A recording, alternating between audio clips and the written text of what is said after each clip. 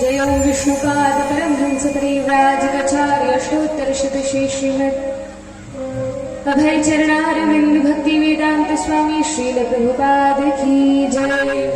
जयो विष्णुपाद परमहंस परिव्राजकाचार्य अष्टोत्तरशतश्री श्रीमद् भक्ति सिद्धांत सरस्वती गोस्वामी श्रील प्रभुपाद ठाकुर की जय।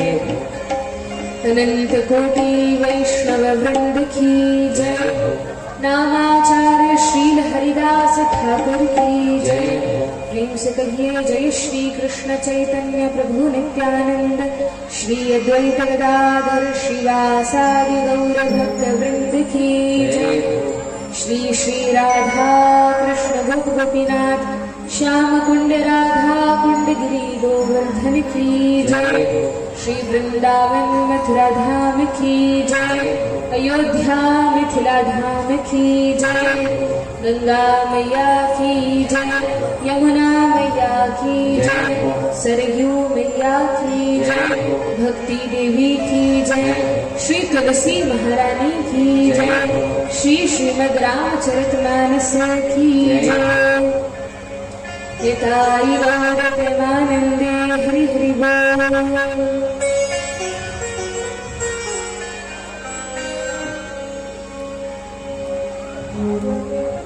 भक्तवांछा कल्पतरु भक्त वत्सल शरणागत वत्सल पतित पावन श्री श्री सीताराम जी के चरण कमलों का आश्रय लेते हुए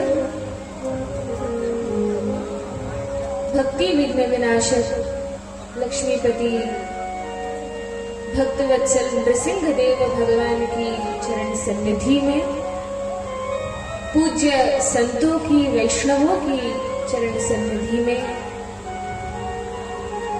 सभी के हृदय में विराजमान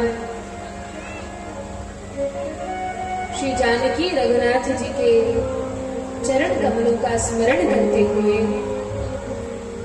आज हम सभी द्वितीय दिवस की इस कथा में प्रवेश करते हैं। भगवान से प्रार्थना करते हैं जो भी विषय हम इस कथा के माध्यम से सुन रहे हैं,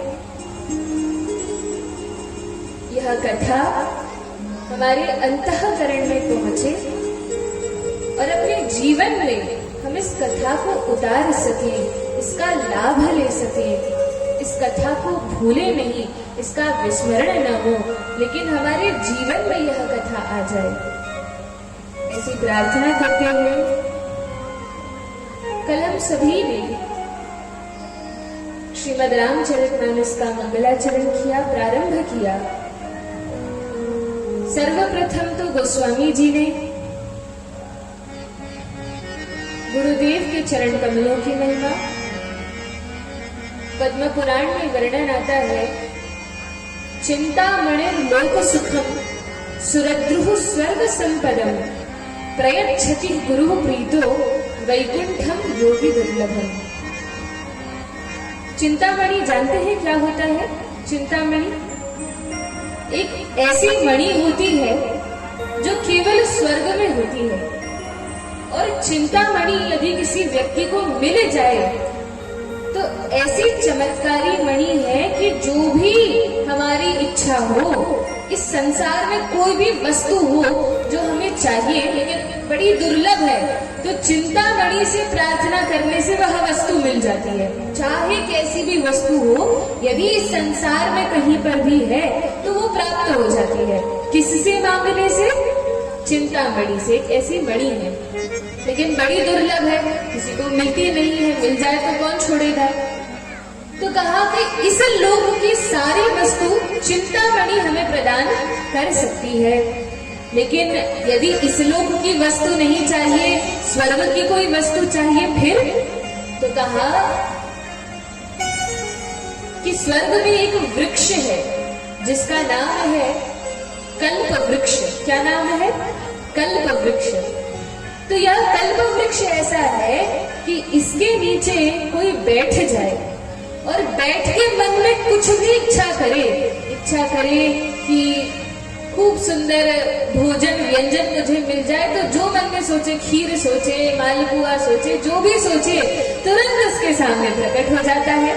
मन में इच्छा करे कि अरे मुझे तो यहाँ स्वर्ग इतना सुंदर है, इतना वैभव है, कानन वन में जाना है, तो कानन वन प्रकट हो जाएगा, सुंदर उद्यान प्रकट हो जाएंगे। जिस भी वस्तु की इच्छा करे जो स्वर्ग में भी पाई जाती है या इस लोक में भी पाई जाती है, वह सब कुछ कल्प वृक्ष से प्रार्थना करने पर मिल जाता है। लेकिन चिंतामणि केवल इस लोक के सुख दे सकती है, कल्प वृक्ष केवल स्वर्ग तक के सुख दे सकता है। लेकिन जो परम बुद्धिमान व्यक्ति होता है वह तो केवल सीताराम जी की भक्ति चाहता है, उसे तो केवल भगवान से प्रयोजन होता है, संसार की वस्तु से तो प्रयोजन नहीं होता। तो वे भगवान की भक्ति, उन भगवान के प्रति प्रेम या साक्षात श्री भगवान कौन दे सकता है? चिंतामणि तो नहीं दे सकती। चिंतामणि से कहेंगे कि हमें भगवान के दर्शन करा दो, तो चिंतामणि में वो सामर्थ्य नहीं है। कल्प वृक्ष के नीचे बैठकर यदि ये इच्छा करेंगे तो कल्प वृक्ष भी इसको पूरा नहीं कर सकता। फिर कौन इस इच्छा को पूरा करने में समर्थ है? तो कहा प्रयच्छति गुरु प्रीतो वैकुंठम योगी दुर्लभम। यदि कोई व्यक्ति गुरु के शरणापन्न हो जाए, गुरु की शरणागति ले ले, गुरु का आश्रय ले ले और गुरुदेव जैसा आदेश करे, जैसा उपदेश करे, जैसी शिक्षा दे, उसका पालन करे, तो उस व्यक्ति को योगियों को दुर्लभ वैकुंठ भी प्राप्त हो जाता है, उसे भगवान भी प्राप्त हो जाते हैं, भगवान भी मिल जाते हैं। तो यह गुरु की महिमा है। गुरु वह है जो भगवान से मिला दे। आवश्यक नहीं कि गुरु ब्राह्मण ही हो, क्षत्रिय हो, वैश्य हो, नहीं, किसी भी जाति के हो, किसी भी धर्म के हो। फिर क्या पहचान है गुरु की? तो कहा गुरु वह है जिनके हृदय में भगवान के प्रति प्रेम है, श्री रघुनाथ जी के प्रति प्रेम है, और वह प्रेम जो हमें दे सकते हैं वही गुरु है। श्री चैतन्य चरितामृत में वर्णन आता है, किबा विप्र किबा न्यासी शूद्र केने नय, यही कृष्ण तत्व वेता से गुरु होए। कहाँ सन्यासी, कहाँ ब्रह्मचारी, गृहस्थ, वानप्रस्थ, यह सब नहीं देखा जाता। जो भगवान के तत्व को जानता है, जो भगवान के विषय में जानता है, वही गुरु है। इस प्रकार से तुलसीदास जी ने बड़ा सुंदर गुरु की महिमा का वर्णन किया। फिर हरिनाम की महिमा का बहुत सुंदर वर्णन किया और बार बार यही कहा, मन लगे न लगे किसी भी प्रकार से इस जीवन का, इस मनुष्य शरीर को धारण करने का उद्देश्य ही यह है, इस कथा का भी सार सर्वस्व ही यह है कि हम भगवान के नाम में अनुरक्त हो और भगवान का नाम लेना प्रारंभ करें, क्योंकि नाम के अलावा तो कोई सार नहीं है। आगे वर्णन आता है कथा कहाँ से प्रारंभ होती है, तो कहा कथा का तो कोई प्रारंभ नहीं है, कोई मध्य नहीं है, कोई अंत नहीं है। क्यों? क्योंकि हरि अनंत, हरि कथा अनंता। भगवान तो अनंत काल से है, प्रतिदिन कोई ना कोई लीला कर रहे हैं। यह केवल एक ब्रह्मांड तो नहीं है। हम जिस लोक में रहते हैं यही तो केवल पृथ्वी लोक नहीं है, असंख्य पृथ्वियां हैं, असंख्य ब्रह्मांड है, कोटि कोटि वैकुंठ है, और हर एक ब्रह्मांड में भगवान अवतार लेते हैं, प्रकट होते हैं, लीला करते हैं। तो विचार कीजिए, अनंत काल से भगवान लीला करते आ रहे हैं। उनकी कथा का, लीला का कोई पार नहीं पा सकता, क्योंकि नित्य नवीन प्रतिदिन उनकी लीला घटती है, होती है। लेकिन जितना हम गा सके उतना गा लेना चाहिए। क्योंकि हमें तो अपने आप को पवित्र करना है, अपने चित्त को पवित्र करना है। जितना समय, जितनी बुद्धि, जितनी सामर्थ्य, जितनी योग्यता हमारे पास हो, उसके माध्यम से श्री रघुनाथ जी का गुणगान कर लेना चाहिए, श्रवण कर लेना चाहिए, क्योंकि पता नहीं फिर यह अवसर मिलेगा कि नहीं मिलेगा। जिस समय कथा हो तब तो ध्यान पूर्वक कथा को श्रवण करना चाहिए, और जब सत्संग सुलभ न हो, जब हम अकेले में हो या जब कोई कार्य न हो, उस समय बैठकर केवल और केवल भगवान के नाम का जप करना चाहिए। वैष्णव वह है जिसका एक क्षण भी व्यर्थ नहीं जाता, एक क्षण भी जो अपना समय नष्ट नहीं करता, वह वैष्णव है। तो कैसे उपयोग करें, ऐसा क्या करें कि हमारा समय नष्ट न हो। कहा चलते फिरते उठते बैठते काम करते कुछ भी हम करें, भगवान का नाम निरंतर चलते रहना चाहिए, मन में, जिह्वा से, मुख से, किसी भी प्रकार से। वर्णन आता है माघ का मेला लगा था, बहुत भीड़ होती है काशी में, वाराणसी में शंकर जी का स्थान है। तो प्रयागराज में इस प्रकार से बहुत बड़ा मेला था। किसका मेला था? कहा संतों का मेला था, संत समागम था। बहुत सारे साधु एकत्रित होते हैं, सत्संग करते हैं। और वहीं पर प्रयागराज में, जहाँ पर वेणी माधव है, वहीं पर भरद्वाज जी का आश्रम था। भरद्वाज जी अपने आश्रम में जैसे ही माघ मेला समाप्त हुआ तो सभी संत अपने अपने स्थान को जाने लगे, लेकिन याज्ञवल्क्य जी के प्रति भरद्वाज जी की विशेष प्रीति है, गुरु भाव है। चरण पकड़कर उन्हें रोक लिया और कहा नाथ आप मत जाइए। कहा क्यों नहीं जाए, सभी साधु जा रहे हैं, हमें भी जाना चाहिए। तब भरद्वाज जी ने कहा कि मेरा कुछ संशय है, कुछ प्रश्न है। देखिए, जो संत होते हैं, भगवान के भक्त होते हैं, तो जब वे हमारे समक्ष हो, हमारे साथ हो, तो इधर उधर की बात करके अपना समय नष्ट नहीं करना चाहिए, अपना भी और उन संत का भी। फिर क्या करना चाहिए? तो उनसे ऐसा कोई प्रश्न कर लेना चाहिए, भगवान की ऐसी कोई कथा पूछ लेना चाहिए कि उनका भी समय व्यर्थ ना जाए और हमें भी कुछ लाभ हो जाए। तो भरद्वाज जी तो हमेशा से ही भगवान की कथा सुनते आ रहे हैं, जानते हैं भगवान के विषय में, सभी कथा उनको ज्ञात है, लेकिन फिर भी वे भरद्वाज जी एक प्रश्न करते हैं, कहते हैं एक बड़ा महान संशय मुझे हो रहा है। याज्ञवल्क्य जी ने कहा भरद्वाज जी आप तो भगवान के भक्त हैं, सेवक हैं, आपको कैसे संदेह हो सकता है, आपको कैसे संशय हो सकता है? भरद्वाज जी ने कहा क्या बताऊं, कहते बड़ा भय लगता है और बहुत लज्जा आती है कि आपसे यह प्रश्न कैसे करूं। कहा भय क्यों लगता है, क्या प्रश्न है बताओ। भरद्वाज जी ने कहा भय इसलिए लगता है कि आप कहेंगे वाल्मीकि के शिष्य हो, लेकिन अभी तक तुम्हें यह भी नहीं पता। ये बड़ी लज्जा आ रही है और लग रहा है कि इतनी छोटी सी बात भी नहीं पता जो पूछ रहे हो। अब तो और उत्कंठा हुई है जानने की कि प्रश्न क्या है, संशय क्या है। तब भरद्वाज जी ने कहा कि मैं ये जानना चाहता हूँ, एक राम अवधेश कुमारा, मैंने सुना है एक वीराम है जो अवधेश दशरथ जी के पुत्र हैं। तो प्रश्न यह है, एक राम अवधेश कुमारा उनके पुत्र हैं, तिनकर चरित विदित संसार। और सब लोग जानते हैं कि प्रतापी दशरथ जी के पुत्र श्री रामचंद्र हुए और बहुत महान राजा हुए। लेकिन मेरा संशय यह है कि यदि वे भगवान हैं, यदि वे वही राम हैं जिनका शिवजी स्मरण करते हैं, साधु जिनका नाम रटते हैं, तो फिर नारी के विरह में जब सीता जी का हरण हो जाता है, तो नारी के विरह में वे वन वन रोते हुए भटक क्यों रहे थे? क्योंकि भगवान तो आत्मा राम है, उन्हें तो कभी किसी भी वस्तु का दुख नहीं होता, क्लेश नहीं होता, होता, संताप नहीं होता, तो क्यों एक नारी के विरह में साधारण मनुष्य की भांति वे विचर रहे थे, वन वन भटक रहे थे। तो यह मेरा बड़ा संशय है कि क्या ये दो अलग अलग राम हैं?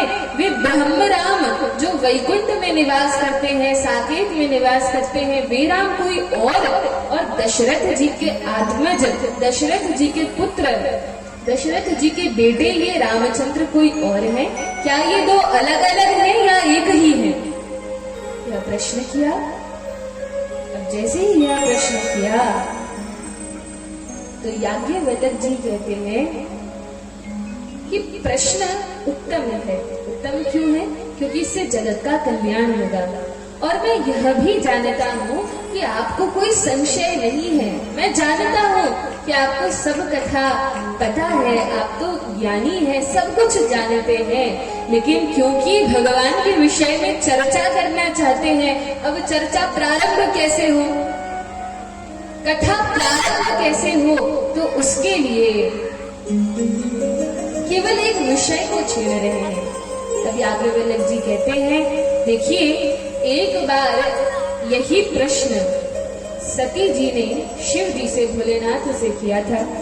और जब यह प्रश्न किया था तब भोलेनाथ जी ने प्रशंसा की कि सती तुम्हारी भगवान की कथा में बहुत रुचि है, ध्यान से सुनती हूँ, सब बात अच्छी है, लेकिन एक बात मुझे अच्छी नहीं लगी। कहा क्या अच्छा नहीं लगा?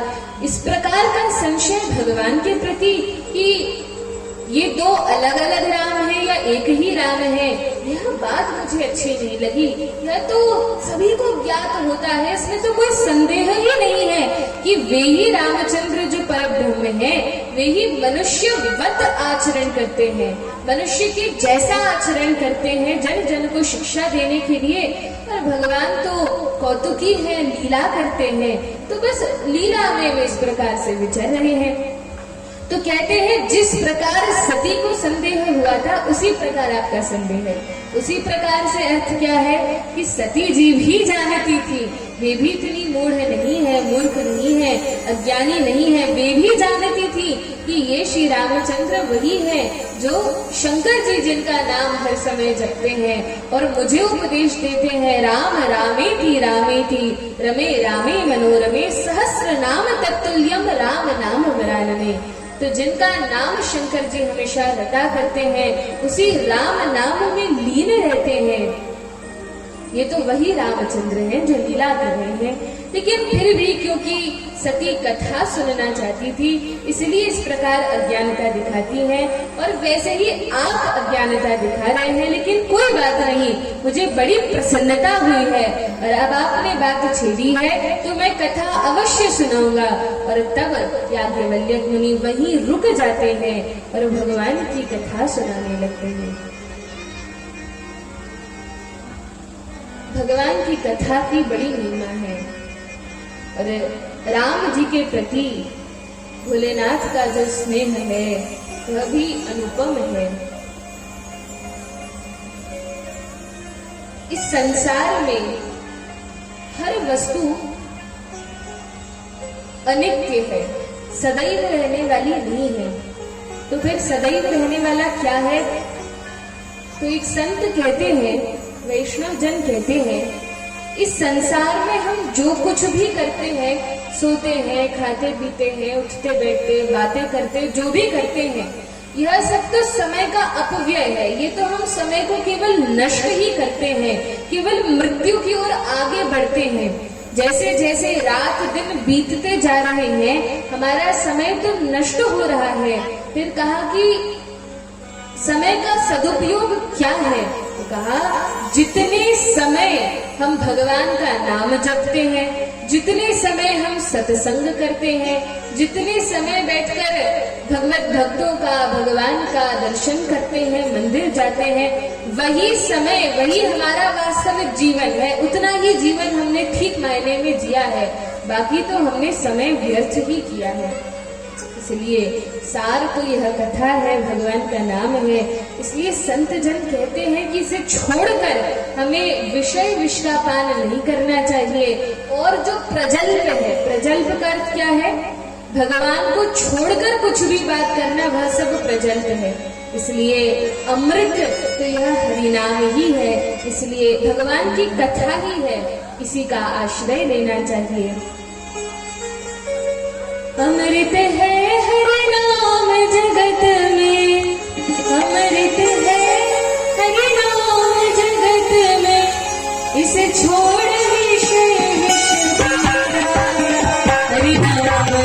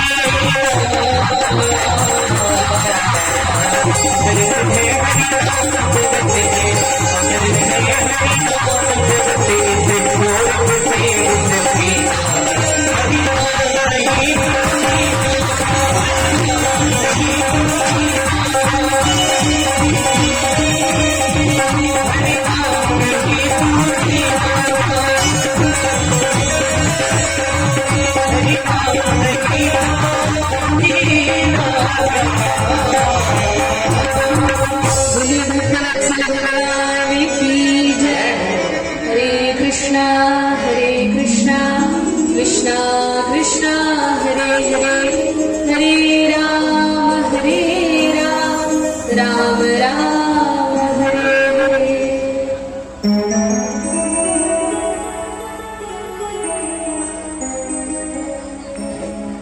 भरद्वाज जी की रुचि देखकर याज्ञवल्क्य मुनि बड़े प्रसन्न हुए और तब कहा, मैं तुम्हें वही चरित्र सुनाता हूँ जो श्री शिव जी ने माता सती को सुनाया था। आप प्रभु सुनाइए। तो कहते हैं कि एक बार की बात है, भोलेनाथ तो यही संयोग ढूंढते रहते हैं कि कहीं संत मिल जाएं और जाकर हम उनसे भगवान की कथा सुने अथवा सुनाएं, जैसा भी संयोग हो। तो भोलेनाथ माता सती के साथ गए। त्रेता युग की बात है, एक बार त्रेता युग मानी। तो त्रेता युग में अगस्त्य ऋषि बैठे हुए थे। उनके पास जाते हैं सती को लेकर और कहा, ऋषि आप तो भगवान के भक्त हैं, कोई कथा सुनाइए। अगस्त्य मुनि बैठकर बड़े ही भाव से कथा सुनाने लगे और भोलेनाथ सुनने लगे। साक्षात शिव जी कथा सुन रहे हैं, श्रोता बने हैं। माता सती भी वहां पर बैठी थी, लेकिन बैठी थी, सुन नहीं रही थी। भोलेनाथ सुन रहे थे। जैसे ही कथा विश्राम हुई, अगस्त्य मुनि ने हाथ जोड़कर कहा, देखिए वक्ता और श्रोता दोनों ही बड़े उच्च कोटि के हैं, भगवत भक्त हैं, विद्वान हैं, दोनों ही संत हैं।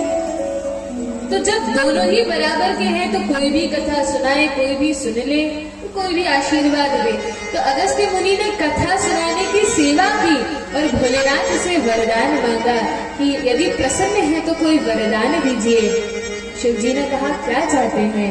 तो संत तो केवल भगवान के चरणारविंदों में प्रेम चाहते हैं, भक्ति चाहते हैं। कहा, हमें कुछ नहीं चाहिए, केवल रघुनाथ जी के चरणों में प्रेम हो जाए, भक्ति मिल जाए, बस यही चाहिए। अच्छा, अच्छी बात है। भोलेनाथ ने उन्हें वरदान दिया, अधिकारी पाकर भक्ति के विषय में बताया और तब सती को लेकर चले।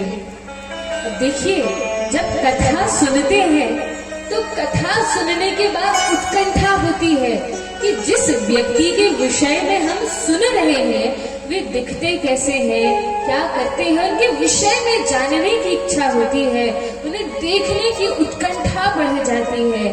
तो भोलेनाथ ने जब कथा श्रवण किया तो उनके हृदय में बड़ी लालसा हुई, बड़ा लोभ हुआ कि रघुनाथ जी के दर्शन और मिल जाए। और भक्त जब कोई अभिलाषा करते हैं तो भगवान उसको पूरा करते ही हैं। त्रेता युग तो चल ही रहा था, अलग अलग कल्प में भगवान लीला करते हैं। तो त्रेता युग में भगवान लीला कर रहे थे और यह वह समय था जब वनवास की लीला में रावण सीता माता को चुरा कर ले गया था। उसके बाद लक्ष्मण जी के संग जब भगवान ढूंढ रहे थे, किसको ढूंढ रहे थे? सीता माता को।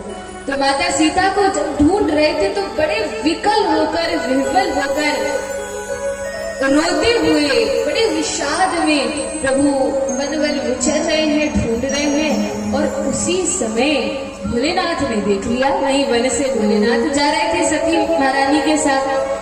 और जैसे ही देखा तो बड़े प्रसन्न हुए, उनकी आंखों से अश्रुधार बहने लगी, लेकिन दुखी होकर नहीं। वहां पर रामचंद्र जी भी रो रहे हैं, लेकिन सीता माता के विरह में दुखी होकर। और यहाँ भोलेनाथ भी रो रहे हैं, लेकिन रोने का कारण यह नहीं है कि प्रभु रो रहे हैं इसलिए। कभी कभी ऐसा होता है ना, सामने वाला यदि बड़ा दुखी हो, रो रहा हो, तो उसकी पीड़ा देखकर हमें भी करुणा आ जाती है, रोना आ जाता है। लेकिन शंकर जी का ये भाव अभी नहीं है, फिर क्यों रो रहे हैं? तो कहा, ये तो प्रसन्नता के आंसू हैं। अरे प्रसन्नता किस बात की? वहाँ रामचंद्र इतने दुखी हैं, सीता माता को खोज रहे हैं। तो कहा, बात ऐसी है कि मान लीजिए कोई व्यक्ति नाटक करे, अभिनय करे मंच पर। तो जब अभिनय करता है तो ऐसा सुंदर अभिनय करे कि बाकी सब, जितनी जनता बैठी है, सब रोने लगे, क्योंकि वे समझ रहे हैं कि ये व्यक्ति असली में, मान लीजिए कोई अभिनय कर रहा है और उसमें रामचंद्र की या भरत जी की भूमिका निभा रहा है। तो व्यक्ति तो कोई साधारण सा है, लेकिन वेश बनाकर अभिनय मात्र कर रहा है। और ऐसा सुंदर अभिनय करे कि सारी जनता रोने लगे, लेकिन मंच के पीछे खड़ा उसका जो मित्र है वह देखकर मुस्कुराता है। मुस्कुराता क्यों है? से बड़ी प्रसन्नता होती है, अरे देखो तो ये मेरा मित्र कैसा अभिनय कर रहा है कि इसने सारी जनता को रुला दिया। तो वो प्रसन्न होता है क्योंकि वो जानता है कि ये भरत जी नहीं, ये रामचंद्र नहीं, यह तो मेरा मित्र है, तो वो जानता है। इसी प्रकार से भोलेनाथ जी जान रहे हैं कि रघुनाथ जी तो ये सारी लीला कर रहे हैं, नाटक कर रहे हैं। जब साधारण व्यक्ति नाटक करता है तो एक छोटा मंच बनाया जाता है, लेकिन जब भगवान लीला करते हैं तो ये सारा जगत ही रंगमंच बन जाता है और भगवान लीला करते हैं। तो प्रभु तो लीला कर रहे हैं और भोलेनाथ उस मित्र के समान है जो समझ रहे हैं कि ये सब भगवान की लीला है। तो वे मुस्कुरा रहे हैं, लेकिन इतना प्रेम उमड़ रहा है कि आंखों से अश्रुधार बह रही है।